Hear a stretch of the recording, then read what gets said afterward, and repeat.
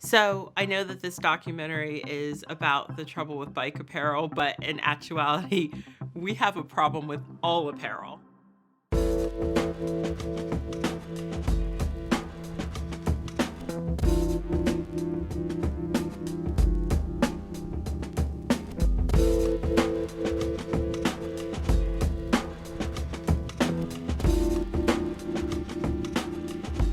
My experience in the World Tour is one of a sense of disposability. I mean, when there is speed or races or time or a result that could be compromised as a result of used equipment, slightly damaged equipment, whatever it is, the stuff is tossed. If you come back to that old edict of, reduce, reuse, recycle, if you're kind of just more careful about the performance items that you buy, then, I guess the way to be the most sustainable is to just consume less stuff, right? I think it's really hard to emphasize enough to a lot of people the cost of what it takes to get the product into their hands.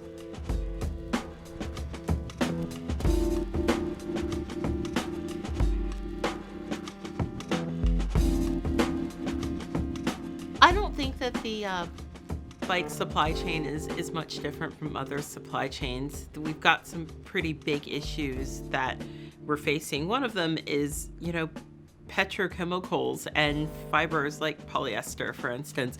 Great for workout stuff. We have fabrics that shed microfibers in the laundry, ends up in our oceans, ends up in our drinking water, ends up in our fish, ends up in our food supply chain.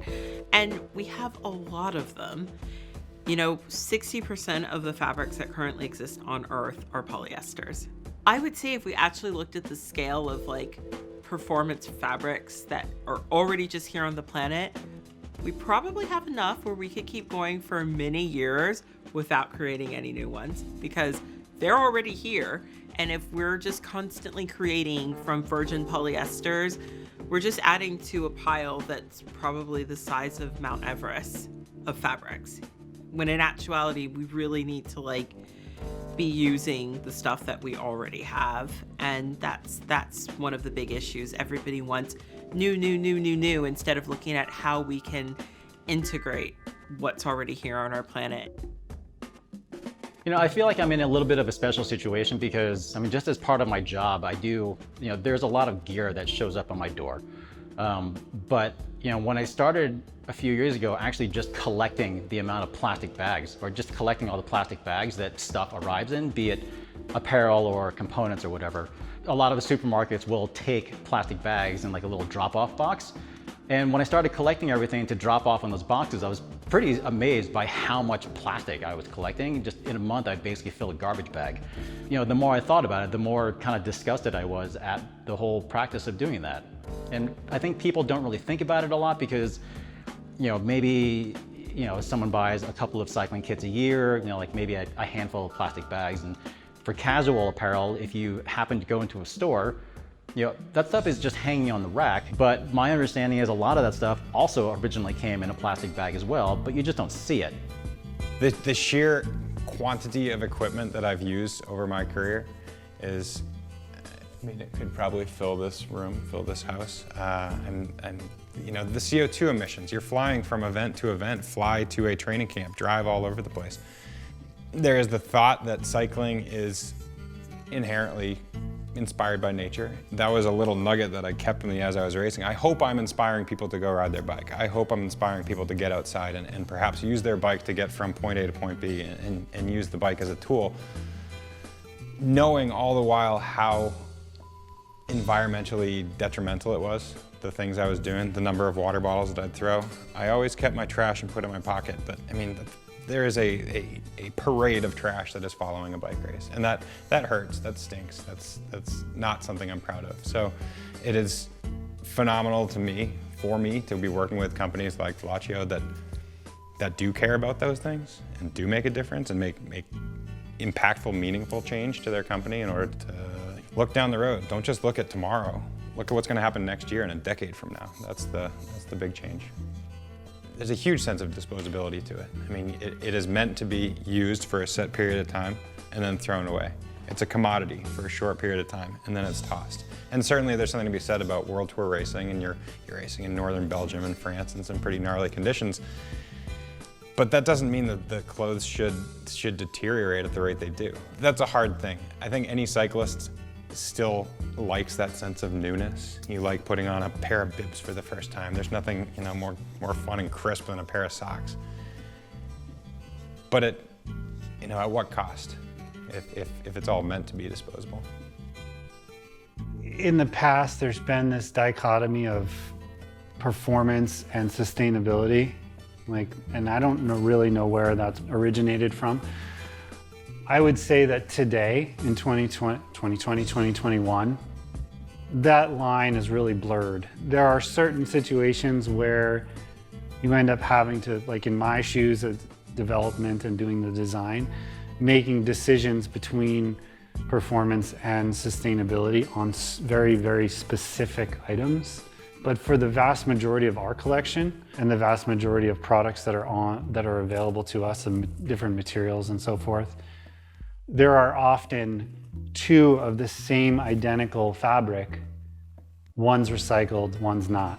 Oftentimes, there's no difference. And we, in many of our products, many of our jerseys, for example, we went from, a virgin sourced fabric to a recycled fabric, and it made no difference in terms of the product. Like, you could put them side by side and they would be the same.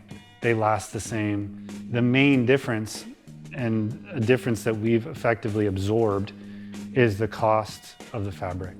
They're often 20 to 30% more expensive when they're recycled. And I think that that's been, for the most part, why we've seen a slower transition from virgin materials to recycled materials in this type of environment, in this sort of performance category. And you hear a lot of, we're thinking about doing this, or we're working on it, or we're researching it, or whatever. I find that to be just kind of a cop-out, frankly.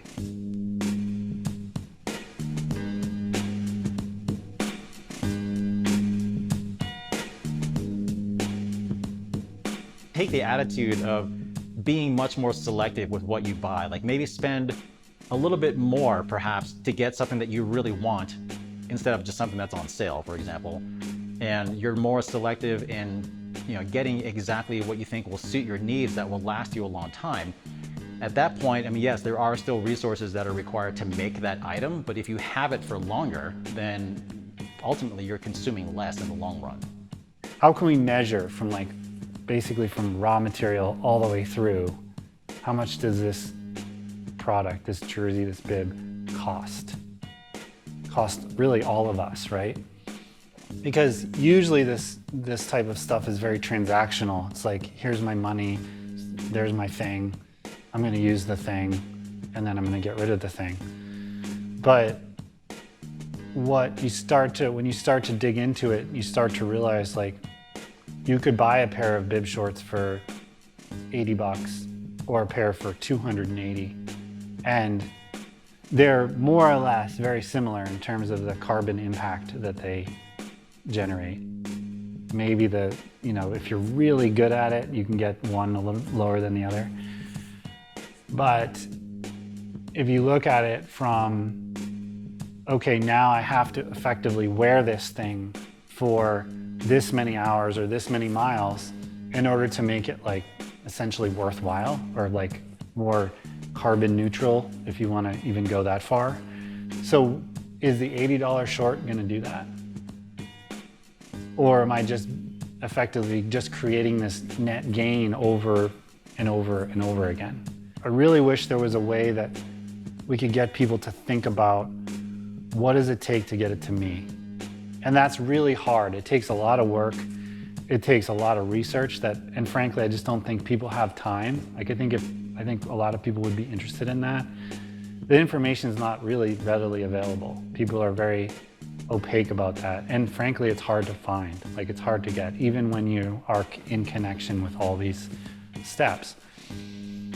But the more that we can kind of think about things that way, and even just from the perspective of how long is this going to last me, I think would make a huge difference. in how kind of everyone kind of goes about what they're doing, not only within cycling, but outside of that.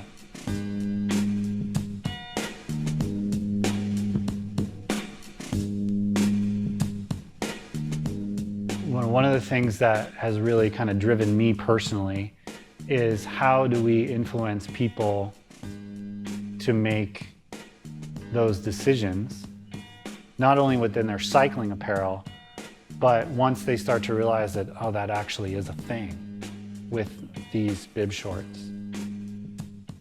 Like maybe that's also a thing with my refrigerator, or with the car I drive, or with the shoes I buy, or all the other things around it. So in that way, I feel like we can actually make a pretty significant impact on a lot of different people, even outside of cycling. You know, sometimes you get really discouraged about, like, we just make expensive spandex. Like, what's the big deal? Like, why do people care? Like, this is a superfluous thing. You don't really need this, et cetera, et cetera. Like, but that's the thing that sort of like kind of recenters everything, at least for me, is to say like, yes, true, but if we're gonna do it, let's do it right.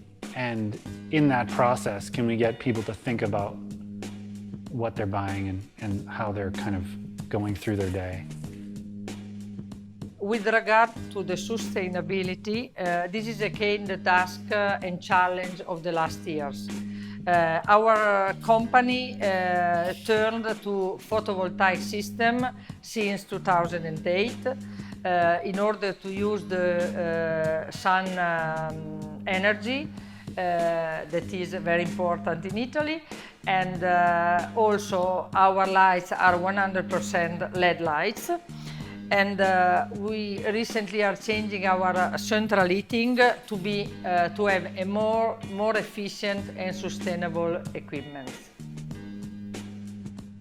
Also, all the new machinery are evaluated not only for their production performances, but also in terms of energy saving and waste reduction. For sure, we have seen in the last year a growing demand towards a more sustainable product, also for the textile garment that we produce. We have seen a lot of research also from the supplier of fabrics and trim to go more sustainable or recyclable threads in order to reduce also the impact on the finished garment on the green issues. This is going more on the recycling side of the product, but also in a very big and strong research on the biomaterials and trims to be used also in the textile. We have a real issue with grasping the scale of the problem, and I think because of that, we're not addressing it fast enough, or we're kind of pushing it to the far corners of the mind, when in actuality, we need to be really looking at these numbers and looking at what's already on this planet and doing the most that we can with it, and then also seeing what can we do after it's done, you know, because putting it in a landfill or putting it in someone else's backyard isn't actually the solution anymore. When we started, there were a handful of fabrics available that were recycled or that were even kind of in the same realm of the type of product that we were trying to produce. And now I would say there's probably more recycled fabrics than there are non-recycled fabrics. Every meeting that I go into with a mill or with a fabric supplier, that's typically the start of the conversation, is here's what we're doing from a sustainability standpoint. And it goes deeper than just like what's in the actual material, but it's in how they're producing it. So whether it's renewable energy or whether it's EVs or whether it's whatever, they're trying to look at this more holistically, much to the way that we are. I think that we can find the solution to some of these problems within our lifetime, because another thing I know is that the average consumer in the global north buys 60% more clothing than we bought 20 years ago. So this idea of really, really hyper consumption and rapid consumption has really changed massively and within my lifetime. And I have a real sense of hope that with enough awareness, we can all start to really unpick these systems and get a better idea for how we can all move forward together.